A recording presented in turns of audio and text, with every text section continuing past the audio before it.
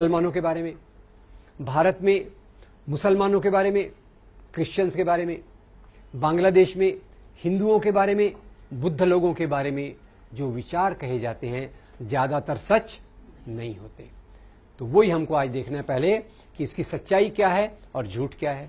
तो इसलिए आप जल्दी से मुझे बताइए कि भारत में मुसलमानों के बारे में और क्रिश्चियंस के बारे में क्या क्या आम धारणा है, सामान्य सामाजिक सोच क्या है। मांस खाते हैं, तो मांस खाने से क्या हो गया?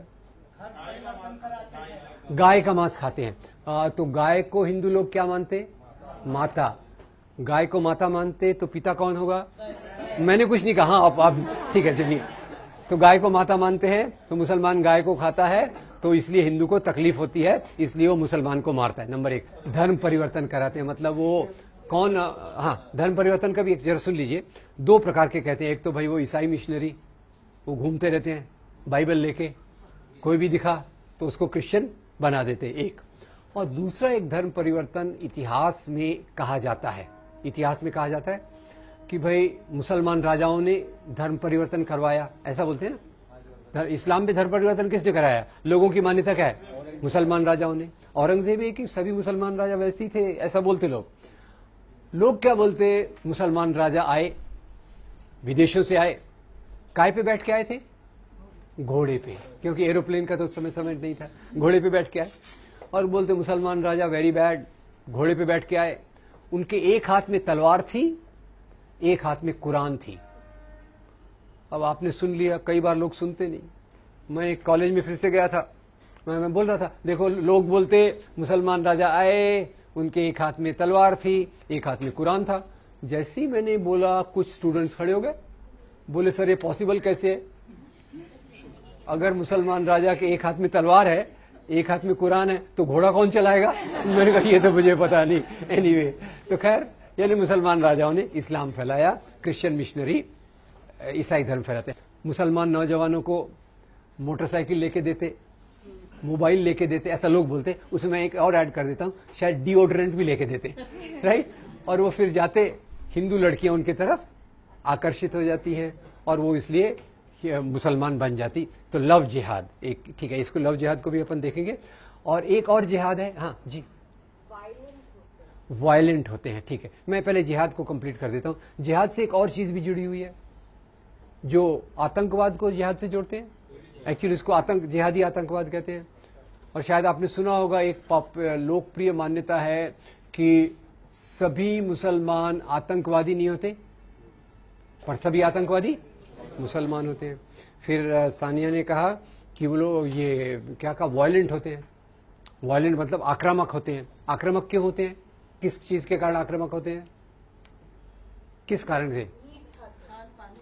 खान पान की वजह से, मटन खाने की वजह से। अब ये बड़ा डेंजरस मामला है, ये मैं कैसे बोलूं पता नहीं, क्योंकि कल मैंने भी मटन खाया था, तो आपको केयरफुल रहना पड़ेगा। पॉपुलेशन बढ़ाते हैं, ये खतरनाक टॉपिक आप लाया। अच्छा, कैसे बढ़ाते पॉपुलेशन? ये मीट का फॉर्मूला केवल मुसलमानों पे लगाते हैं, ईसाइयों पे नहीं लगाते। तो ईसाइयों के शायद पेट में कुछ न्यूट्रलाइजिंग सिस्टम है, ये बायोलॉजी में स्टडी करना पड़ेगा। जी, पीछे किसी ने, जी, गंदे रहते हैं, राइट, गंदे रहते हैं, ठीक है। पर एक और पॉइंट रह गया था, बच्चे ज्यादा पैदा करते। पर बच्चों के पहले, हेलो, बच्चों के पहले बीवियां, कितनी शादियां? 4। चलिए अब हॉल्ट। एक ऐसी मीटिंग में मैं गया, मैं थोड़े आपको किस्से बता रहा हूं, सच्ची किस्से हैं अनफॉर्चुनेटली। तो गया, मैं लोगों से पूछ रहा था, लोग जवाब दे नहीं रहे थे, तो मैंने लोगों को छेड़खानी किया। मैंने कहा बताइए ये मुसलमानों के परिवार कैसे होते? जैसे ही मैंने सवाल किया तो एक दोस्त बैठे थे, उनके यहाँ तिलक लगा हुआ था, पहचान लिया आपने? तिलक, आइडेंटिटी, तिलक लगा हुआ था। वो बहुत दुखी, हताश, निराश दिखाई दे रहे थे। उनके देख के मुझे भी डिप्रेशन आ गया। खड़े हुए और दुख से बोले, देखो भाई, हम ये हिंदुओं के मेजॉरिटी के देश में, हम हिंदुओं का कितना बुरा हाल है, हम लोग कितने असहाय हैं। मैंने कहा क्या हो गया यार, ऐसा क्या असहाय है? बोले देखो ना, हम बेचारे हिंदू, केवल एक ही बीवी, केवल 2 ही बच्चे। वो मुसलमानों का देखो क्या मजा ही मजा है, 4-4 बीवियां, 20-20 बच्चे। मैंने हाथ जोड़ दिए। तो पहले हम शुरुआत करते हैं मंदिर तोड़ने से। तो आपको पता होगा अभी अभी दिल्ली में एक रोड का नाम बदला गया था। कौन सा रोड था? अकबर का तो अभी बदलने वाले हैं, आपने पहले से बदल, औरंगजेब रोड, ठीक है। और औरंगजेब का रोड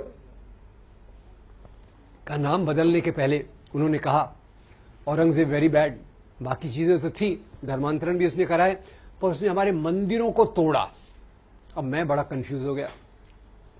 मैं फिर, क्योंकि आपको पता होगा मैं हिस्टोरियन तो हूं नहीं, तो मैं फिर हिस्ट्री पढ़ने लग गया कि औरंगजेब ने कौन से मंदिर तोड़े। पर वो पढ़ते समय मेरे दिमाग में 4 चीजें पता चली मोटे तौर पे। पहले पता चला कि औरंगजेब ने काशी में भगवान विश्वनाथ के मंदिर को तोड़ा था, वेरी बैड। पर साथ में एक और बात पता चली। वो बात पता चली गुवाहाटी आसाम के पास कामाख्या देवी का मंदिर है, उस मंदिर को उसने दान दिए। उज्जैन में महाकाल का मंदिर है, उसको भी दान दिए। वृंदावन में भगवान कृष्ण का मंदिर है, उसको भी दान दिए। तो मैं कौन सी बात को लेकर चलूं, मंदिर तोड़ने वाली कि मंदिर को दान देने वाली? दोनों बातें हैं, नंबर 1। तीसरा मुझे बड़े आश्चर्य की बात पता चली कि औरंगजेब ने मस्जिदों को तो दान दिया ही था, पर उसने मस्जिदें तोड़ी भी सही। कम से कम एक मस्जिद मुझे पता चली जो उसने तोड़ी थी। और ये मस्जिद कौन सी थी? पहले उसके मस्जिद तोड़ने की बात से ही अपन अपनी बात को शुरुआत करते हैं। एक बार क्या हुआ, गोलकुंडा के नवाब ने, तानाशाह ने औरंगजेब को 3 साल तक लगान नहीं दिया। औरंगजेब कौन है? महाराजा। तानाशाह कौन है? राजा, ठीक है। तो तानाशाह ने 3 साल तक लगान नहीं दिया। ये लगान यानी क्या? टैक्स। ये बात आपको पहले से पता थी या आमिर खान की फिल्म देखने के बाद पता चली? पहले से पता थी, ठीक है। मुझे बाद में पता चली इसलिए बोल रहा हूं, ठीक है।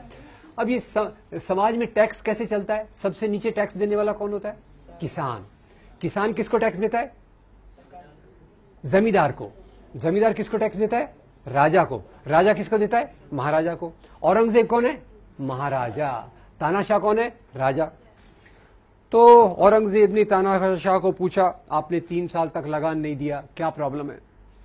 तानाशाह ने कहा, हुजूर मेरे राज्य में अकाल, ड्राउट है, जैसे हमारे महाराष्ट्र में चल रहा है, मराठवाड़ा में चल रहा है। मेरी प्रजा मुझे लगान नहीं दे रही, तो मैं आपको लगान कहां से दूं? औरंगजेब बड़ा चालाक। औरंगजेब ने अपने जासूस को भेजा और पता लगाया कि तानाशाह ने अपनी सारी संपत्ति एक मस्जिद के नीचे छुपा के रखी है। आगे की बात नहीं बताया तो चलेगा क्या? क्या करेगा औरंगजेब? फौज को भेजेगा, मस्जिद को तोड़वाएगा। तो अब मैं आपसे पूछना चाहता हूं, हम केवल औरंगजेब के मंदिर तोड़ने की बात को पकड़ के चलते हैं। औरंगजेब ने मंदिर बनाए, वो हम भूल रहे। औरंगजेब ने मस्जिद तोड़ी, वो हम भूल रहे। औरंगजेब ने मस्जिदों को दान दिया, वो हम भूल रहे। मोटे तौर पे मैं आपसे ये पूछना चाहता हूं, राजा लोग राज्य क्यों करते थे? होल्ड ऑन, राजा लोग, why were kings ruling? Option A, राजा लोग राज्य करते थे धर्म के नैतिक मूल्यों के लिए। बी, राजा लोग राज्य करते थे सत्ता और संपत्ति के लिए। ए या बी? बी। और हमारे मन में क्या चल रहा है? हमारे हिंदू राजा वेरी गुड यार, तुम्हारे मुस्लिम राजा वेरी बैड। एक सरल फार्मूला है, पाकिस्तान में जाओ तो फार्मूले को उल्टा कर देंगे। क्या कर देंगे? मुस्लिम राजा एक्सीलेंट, हिंदू राजा कॉवर्ड। तो ये हमारे जो देखने का तरीका हुआ है, जो राजा को हम धर्म के चश्मे से देखते हैं, ये सही है या गलत है, ये मैं आपसे पूछना चाहता हूं। और इसमें यह भी बताना चाहता हूं कि ये दृष्टिकोण हमारे सामने कैसे आया। इसको कहते हैं इतिहास का सांप्रदायिकरण, कम्युनलाइजेशन ऑफ हिस्ट्री। और कम्युनलाइजेशन ऑफ हिस्ट्री ये कब से चालू होती है? ये चालू होती है 1857 की लड़ाई के बाद। 1857 आपको याद होगा सबको? 1857 की लड़ाई, हाँ, पहली क्रांति। उसकी चिंगारी किसने लगाई थी? मंगल पांडे। उसका नेतृत्व किसने किया था? बहादुर शाह जफर। बहादुर शाह जफर के साथी कौन थे? तात्या साहब, नाना साहब, पेशवा। झांसी की हिंदू मुसलमान मिलके अंग्रेजों के खिलाफ लड़े, अंग्रेजों की सत्ता डगमगा गई और अंग्रेजों ने तब सोचा अगर हमको यहां राज्य करना है तो कौन सी नीति लगाना पड़ेगा? Divide and rule. और वहां से उन्होंने जो इतिहास लिखाया वो अलग अलग रूप में, पाकिस्तान में उसको एक रूप दिया गया, यहां दूसरा रूप दिया गया। खैर, मंदिर थोड़े और देख लेते हैं, मंदिर का तोड़ना। अब एक मैंने बताया आपको औरंगजेब, एक और हिंदू राजा की बात बताऊंगा। एक बार एक हिंदू राजा ने भी मंदिर तोड़वाए। इसके दो घटनाएं मैं बताना चाहता हूं। 11वीं शताब्दी में एक राजा थे, उनका नाम था राजा हर्षदेव। राजा हर्षदेव के काल का विवरण हमको एक किताब से मिलता है, उसका नाम है राजतरंगिणी। राजतरंगिणी के कवि का नाम है कल्हण। कल्हण ने राजतरंगिणी लिखी और उसमें लिखते हैं कि राजा हर्षदेव ने अपने राज्य के दौरान एक नए ओहदे, पद का निर्माण किया। आप ये वर्ड समझ गए क्या? थोड़ा कठिन ऐसे पूछ रहा हूं। ओहदा यानी पोस्ट, ये ज्यादा अच्छा वर्ड है। एक अच्छे ओहदे का निर्माण किया राजा हर्षदेव ने और उस ओहदे का नाम था देवोत्पतन नायक। अब किसकी हिंदी अच्छी है मैं देखना चाहता हूं। इसको संधि विच्छेद करके 3 शब्द इसमें है, एक हाथ खड़ा करके बताइए। देवोत्पतन नायक, कौन बताएगा मुझे? इसमें 3 शब्द कौन कौन से हैं?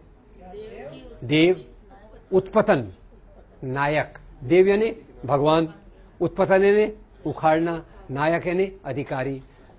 तो वो अधिकारी जो देवताओं की मूर्तियों को उखाड़े, इसका अपॉइंटमेंट कौन कर रहा है? हिंदू राजा के मुसलमान राजा? हिंदू राजा। आगे कहीं उसमें लिखा है, राजा उस अपने ऑफिसर को इंस्ट्रक्शन है, भैया वही मूर्तियां उखाड़ना जो सोने चांदी की बनी हो, जिसमें हीरे जवाहरात जड़े हों। पत्थर की मूर्तियां इन आम लोगों के लिए छोड़ देना। तो क्लियर कट डिस्टिंक्शन हो गया। पत्थर की मूर्तियां मेरे जैसे लोगों के लिए, आपको मैं अपनी कैटेगरी में डाल दूं क्या? पत्थर की मूर्तियां आपने अपने जैसे लोगों के लिए और सोने चांदी की मूर्तियां राजा के लिए। तो ये जो राजा, एक और देख लें हम। एक और बड़ा लंबा ऐसे फ्रंट लाइन में आया था, टेम्पल डिस्ट्रक्शंस इन एंशिएंट इंडिया। इसके लेखक का नाम है रिचर्ड ईटन। रिचर्ड ईटन लिखते हैं कि प्राचीन काल में भी मंदिरों को तोड़ा गया। तो मुझे थोड़ा सोच के जवाब दीजिए, प्राचीन काल में मंदिरों को तोड़ने के लिए मुसलमान राजा थे क्या? Yes, no? क्यों नहीं थे? मुसलमान राजा क्यों नहीं थे? हाँ, इस्लाम था ही नहीं, दुनिया में ही इस्लाम नहीं आया था। इस्लाम कौन सी शताब्दी में आया था? 7th century. 7th सेंचुरी के पहले इस्लाम नहीं था, मुसलमान राजा नहीं थे, तो मंदिर किसने तोड़े? तो रिचर्ड ईटन बताते हैं, जब 2 हिंदू राजा आपस में लड़ते थे, होल्ड, हिंदू राजा आपस में लड़ते थे? Yes, no? मुसलमान राजा आपस में लड़ते थे? ऐसा तो नहीं था। 1000 साल के पहले के समाज में मैं एक हिंदू राजा हूं, कल्पना करने में क्या जाता है, मैं एक हिंदू राजा हूं, वो एक हिंदू राजा खड़ा है वहां, वो मेरे पे आक्रमण करने आ रहा है। मैं उसको बोलूंगा, यार तू भी हिंदू, मैं भी हिंदू, भाई नो लड़ाई। वो मेरी बात सुनेगा क्या? सत्ता संपत्ति के बीच में धर्म कभी नहीं आता। हिंदू राजा से लड़ता था, मुसलमान राजा से लड़ता था। खैर, तो जब 2 हिंदू राजा आपस में लड़ते थे तो जीतने वाला हिंदू राजा हारने वाले हिंदू राजा के कुल देवता के मंदिर को तोड़कर खुद का कुल देवता मंदिर वहां बनाता था। है मैं क्लियर? अपने कुल देवताओं की कोई शॉर्टेज है क्या? काफी है, हर एक अपना अपना है। और ये क्यों करता था? वो जीतने वाला राजा हारने वाले राजा का अपमान करता था। Right, wrong? औरंगजेब गोविंद सिंह के बेटों को बोलता है कि तुम मुसलमान बन जाओ। तो क्या औरंगजेब यहां धर्म का प्रसार कर रहा है कि हारे हुए राजा का अपमान कर रहा है? हारे हुए राजा का, और हमारा खून खौलता है। औरंगजेब ने तलवार की नोक पे इस्लाम फैलाया। खैर, इस्लाम पे मैं थोड़ी देर में आने वाला हूं। पर जीतने वाला राजा हारने वाले राजा का अपमान करने के लिए उसके कुल देवता के मंदिर को तोड़ता था, नंबर 1। नंबर 2, उसी के साथ वो प्रजा को संदेश देना चाहता था कि अब यहां का राजा मैं हूं। राइट? तो ये प्राचीन काल। और मंदिर तोड़ने की अंतिम और चौथी घटना, एक बार मराठा सेनाएं टीपू सुल्तान पर आक्रमण करने श्रीरंगपट्टनम गई। मराठा सेनाएं कौन से धर्म की? हिंदू। टीपू सुल्तान मुसलमान। अब ये सेनाएं गई, दोनों में लड़ाई हुई और ये लड़ाई बिना हार जीत के फैसले के समाप्त हो गई। ये बिना हार जीत के फैसले के समाप्त होने को क्रिकेट में क्या कहते हैं? टाई होना या ड्रॉ होना। लड़ाई ड्रॉ हो गई। मराठा सेनाएं वापस आ रही, बड़ी गुस्से में है कि हम आए तो थे टीपू सुल्तान को हराने, टीपू सुल्तान को हम हरा नहीं पाए। तो आते आते उन्होंने टीपू सुल्तान के राज्य का श्रीरंगपट्टनम का मंदिर तोड़ दिया। टीपू सुल्तान ने उसकी मरम्मत कराई। मैं बड़ा परेशान हूं। मराठा सेनाओं ने हिंदू मंदिर क्यों तोड़ा? हिंदू धर्म का अपमान करने के लिए या टीपू सुल्तान का अपमान करने के लिए? टीपू सुल्तान का। और टीपू सुल्तान ने मंदिर की रिपेयर क्यों कराई? हिंदू धर्म का उठाने के लिए या प्रजा की भावनाओं का आदर करने के लिए? एक तरफ हिंदू राजा, एक तरफ मुसलमान राजा, दोनों आपस में लड़ते रहते थे। ऐसा हमको एक चित्रण किया जाता है। और इसीलिए अभी आजकल आपके शहर में, जिन लोगों का भी दिल्ली शहर है, अपनी राजधानी में एक और रोड का नाम बदलने की कोशिश हो रही है। कौन सा है वो? अकबर। बोले अकबर मुस्लिम और हमारे महाराणा प्रताप हिंदू, बहुत बहादुर। तो उस बहादुर अपने राजा का नाम वहां देना चाहिए। अकबर अपना नहीं है, वो तो विदेशी है। अब ये देशी विदेशी की परिभाषा क्या होती है क्या नहीं अपन देखेंगे। तो यहां अपन चलते हैं, एक तरफ अकबर है, एक तरफ राणा प्रताप। और अकबर और राणा प्रताप की लड़ाई हुई थी हल्दी घाटी के मैदान में। एक तरफ किसकी फौज है? अकबर की।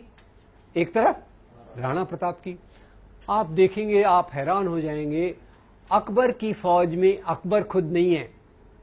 अकबर के बदले कौन है? राजा मान सिंह। हेलो, अकबर के बदले कौन है? राजा मान सिंह। और राजा मान सिंह के असिस्टेंट जनरल जो हैं, वो बड़े प्यारे व्यक्ति हैं कि उनके नाम पे बहुत अच्छी 2 हिंदी फिल्में बनी हुई हैं, शहजादा सलीम, मुगले आजम और अनारकली। राजा मान सिंह कौन थे? अकबर के प्रधान सेनापति। सेनापति नहीं, हेलो, सेनापति नहीं, प्रधान सेनापति। और शहजादा सलीम उनके असिस्टेंट। ये अकबर की फौज हो गई। और राणा प्रताप की फौज में उनके जो सबसे बड़े विश्वस्त थे, उनका नाम था हकीम खान सूर। दोनों तरफ हिंदू, दोनों तरफ हिंदू, दोनों तरफ मुसलमान। तो ये हिंदू मुसलमान की लड़ाई है या 2 राजाओं की लड़ाई है? ये लड़ाई धर्म के लिए है कि सत्ता के लिए? तो जरा अपने प्रधानमंत्री जी को बता दीजिएगा। वो ऐसी उल्टी सीधी क्या फिलॉसफी चल रही, इतनी सरल चीजें हैं और ये लोग समझने से इनकार कर रहे हैं। और यही प्रधानमंत्री जी का नाम आया तो थोड़ा और बता दूं, बुरा मत मानिएगा, उनको बताना मत मेरे बारे में। खैर, अपने प्रधानमंत्री जी आए बंबई, हमारे चुनाव के लिए वोट लेने थे। तो आपको पता है हमारे महाराष्ट्र बंबई में एक राजा बहुत पॉपुलर है। हमारे एयरपोर्ट का नाम, रेलवे स्टेशन का नाम, हमारे बड़े पार्क का नाम शिवाजी। यहां तक कि हमारा वड़ा पाव जो है ना, उसको भी हमने नाम शिव वड़ा पाव कर दिया। तब से वो ज्यादा स्वादिष्ट हो गया। आगे अगर आपको खिलाऊंगा कभी। क्या ये, खैर, उनको वोट लेने थे तो बोले शिवाजी महाराज इतने महान थे कि उन्होंने औरंगजेब का खजाना लूटने के लिए सूरत पर आक्रमण किया। मैं हैरान हो गया। मैं फिर से हिस्ट्री बुक मैंने देखा, औरंगजेब का खजाना दिल्ली में था कि सूरत में था? दिल्ली में था। अब शिवाजी महाराज जो हमारे थे, उनकी फौज एक बार सूरत पे आक्रमण करने जा रही थी। तो आपको मैंने बताया क्यों इसकी बात क्यों कर रहा हूं, क्योंकि प्रधानमंत्री जी उसको उल्टा बता रहे। तो जब ये फौज सूरत पे आक्रमण करने जा रही थी तो शिवाजी महाराज ने अपनी फौज को 3 इंस्ट्रक्शंस, निर्देश दिए। ये इंस्ट्रक्शंस क्या थे? पहला इंस्ट्रक्शन था, देखो भाई, आप जा रहे हो, रास्ते में हजरत बाबा की दरगाह है। हजरत बाबा की दरगाह को कोई नुकसान नहीं पहुंचना चाहिए। उसके उलट मेरी ओर से हजरत बाबा को ये भेंट, गिफ्ट दे देना। नंबर 2, इसी सूरत में फादर एम्ब्रोस पिंटो का एक आश्रम है। फादर एम्ब्रोस पिंटो के आश्रम को कोई नुकसान नहीं होना चाहिए। नंबर 3, जब आप लूटमार कर रहे हो, अगर आपके हाथ में किसी दूसरे धर्म के मानने वाले की पवित्र पुस्तक, अपन ने पवित्र पुस्तकें देखी, अगर दूसरे धर्म के मानने वाले की पवित्र पुस्तक आ गई तो उसका अपमान मत करो, पूरे आदर के साथ उसको उस धर्म के मानने वाले को दे दीजिए। तो ये हमारे शिवाजी महाराज, और यही शिवाजी महाराज जिनको आज हिंदू धर्म के नाम पे उछाला जाता है। आपको बता दूं, शिवाजी महाराज की फौज में 12 सेनापति थे जो मुसलमान थे। और तो और एक बार वो शिवाजी महाराज की एक कहानी से पूरा क्लियर हो जाएगा कि उनकी क्या राय थी और ये हिंदू मुसलमान का क्या चक्कर है। एक बार शिवाजी घोड़े पे बैठ के जा रहे थे, उनके जासूस ने देखा कि उनकी कमर में तलवार नहीं है। तो जासूस, उनका जो बॉडीगार्ड था, बड़ा डिस्टर्ब हो गया। उसने कहा, महाराज आप कहां जा रहे? तो शिवाजी ने कहा, मैं अफजल खान को मिलने जा रहा हूं। बोले, अच्छा आप अफजल खान को मिलने जा रहे हैं, तो ये बताइए आपकी तलवार कहां है? शिवाजी कहते हैं, भाई देखो, अफजल खान और मेरे बीच में एक समझौता हुआ है, अंडरस्टैंडिंग है कि जब हम मिलेंगे हमारे पास कोई हथियार नहीं होगा। तो जासूस और डिस्टर्ब हो गया। उसने बोला, महाराज जरा नीचे उतरिए। शिवाजी नीचे उतरे तो जासूस बड़े अजीब सवाल पूछता है उनसे, अजीब पर उसका एक मतलब रहता है। तो जासूस बोलता है, महाराज ये बताइए आपकी हाइट कितनी है? शिवाजी हैरान हो गए, ये कोई मेरा रिक्रूटमेंट कर रहा है क्या, मेरे को कोई नौकरी पे ले रहा है क्या? फिर भी खैर बॉडीगार्ड था तो उसको जवाब देना पड़ा। बोले, मेरी हाइट होगी कुछ 5 फुट 6 इंच। बोले, आपकी हाइट 5 फुट 6 इंच है।